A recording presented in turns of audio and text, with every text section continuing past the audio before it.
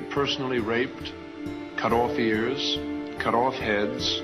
The accusations that John Kerry made against the veterans who served in Vietnam was just devastating. Randomly shot at civilians. And it hurt me more than any physical wounds I had. Cut off limbs, blown up bodies. That was part of the torture, was to sign a statement that you had committed war crimes. Razed villages in fashion reminiscent of Genghis Khan. John Kerry gave the enemy for free what I and many of my comrades in North Vietnam in the prison camps took torture to avoid saying. It demoralized us. Crimes committed on a day-to-day basis. He betrayed us in the past. How could we be loyal to him now? Ravaged the countryside of South Vietnam. He dishonored his country and, more importantly, the people he served with. He just sold them out. Swift Boat Veterans for Truth is responsible for the content of this advertisement. Well, that was a devastating ad run almost 20 years ago by John Kerry's colleagues, the men who served with him in Vietnam, every one of them calling him a disloyal man and a liar. A devastating ad that undid his attempt to run as a patriotic veteran. Of course, John Kerry denounced the United States many times during the Vietnam War and made a big show of throwing away his medals in disgrace. It should therefore come as no surprise, this story, which I'm reading from Breitbart.com, Republicans demand resignation of John Kerry for allegedly leaking secrets to Iran. And that's such a shocking allegation that it would almost be incredible were it not for the fact that that is exactly what John Kerry has done for 50 years of his career.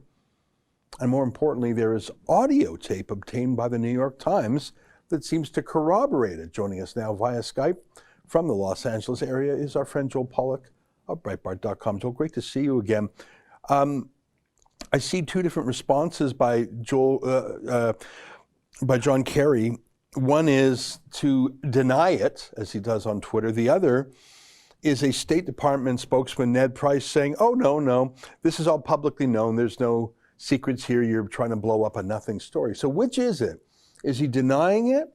Or as Ned Price of the State Department says, oh, this is all old hats? Well, the fundamental problem of this story is that John Kerry was meeting with Javad Zarif et al. And this has been controversial going back several years. President Donald Trump at the time said that Kerry should be investigated under the Logan Act. The Logan Act is an archaic law that prevents private citizens from conducting diplomacy. It's never really enforced. However, the Department of Justice did enforce it when they investigated National Security Advisor Michael Flynn. So it was good enough to use against Michael Flynn to undermine the Trump administration. And it is certainly then applicable to John Kerry's flirtations with the Iranian foreign minister. This happened, these conversations, at a time when Kerry was no longer Secretary of State, and he was reassuring the Iranian regime that they should hang in there, wait out the 4 years of Donald Trump, and they would get a more sympathetic Democratic administration after 2020. So those conversations never should have been happening. Now we hear through this leaked audio recording of an interview between Javad Zarif and an Iranian economist about what was actually said in those meetings. And according to Zarif, Kerry revealed that there had been 200 covert Israeli operations inside Syria. Now, I'm not sure that the Iranian regime didn't know that, because the targets of Israel's covert operations would certainly have been Iranian troops or advisors or Iranian-backed militias in Syria. So I'm not sure it came as news to the Iranian regime.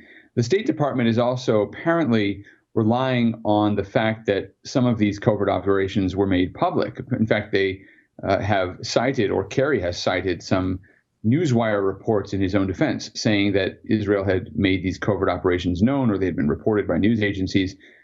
But that doesn't answer the question for us of timing. When did these news reports come out? Did they come out after Kerry spoke to Zarif or before? If they came out before Kerry spoke to Zarif, well, then Zarif just doesn't read the news enough, because if he had just read the news, he would have known this information.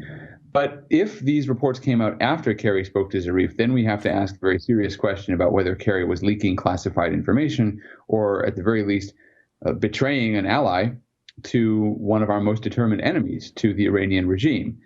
And that's why Republicans are calling for Kerry's resignation. We've never really had a satisfactory answer from John Kerry as to what he was doing canoodling with the Iranian regime, which is still shouting death to America at a time when his party happened to be out of power, but that does not give him an excuse.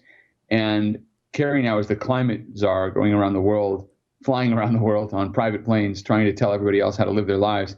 But this is an example of him, again, being willing to sell out the national interest for the sake of his party and really for his own vanity. That's an excerpt from my daily show, the Ezra Levant Show. Every day I do a monologue on the news of the day, then I interview an interesting guest, and then I read my hate mail. You gotta subscribe. Go to rebelnews.com.